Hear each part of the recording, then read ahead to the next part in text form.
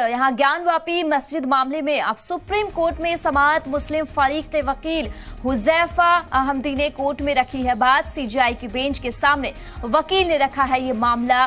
मस्जिद अहाते में नमाज पढ़ने की इजाजत की यहाँ पर मांगी गई है। वकील ने कहा कि आप इसके लिए अलग से अर्जी दाखिल करें, सीजीआई की तरफ से कहा गया है। तो मामले में अब तक 14 अप्रैल को होगी ये समाअत। ज्ञानवापी मामला मुस्लिम पक्ष की ओर से हुजैफा अहमदी ने सीजीआई की बेंच के सामने ये मामला रखा है और कहा कि रमजान के महीने में परिसर के अंदर नमाज पढ़ने की इजाजत जो है वो दी जाए।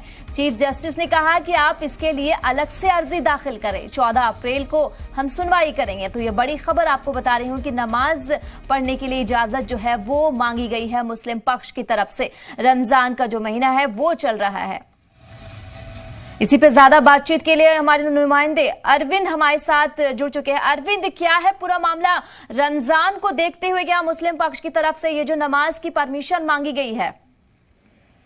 देखिए, इसमें सुप्रीम कोर्ट का पुराना एक आदेश है जिसमें सुप्रीम कोर्ट ने साफ किया था कि ज्ञानवापी परिसर के अंदर वो जगह है जहां पर हिंदू पक्ष का ये कहना है कि शिवलिंग जैसी संरचना मिली है उसको संरक्षित रखा जाए। और इसके अलावा कोर्ट ने ये भी कहा था कि ये भी सुनिश्चित करे स्थानीय प्रशासन की जो नमाज पढ़ने के लिए जो मुस्लिम समुदाय के लोग वहां पर आते हैं उनको कोई दिक्कत ना हो।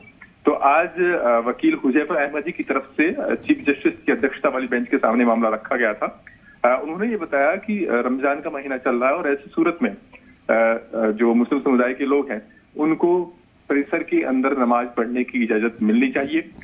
उनकी दरअसल उनका ये कहना था कि इसके लिए जो वजह है उसकी व्यवस्था भी परिसर के अंदर ही होनी चाहिए। तो इस पर चीफ जस्टिस ने उनसे कहा है कि वो एक अलग से अर्जी दाखिल करें और 14 अप्रैल को हम इस पर आगे सुनवाई करेंगे।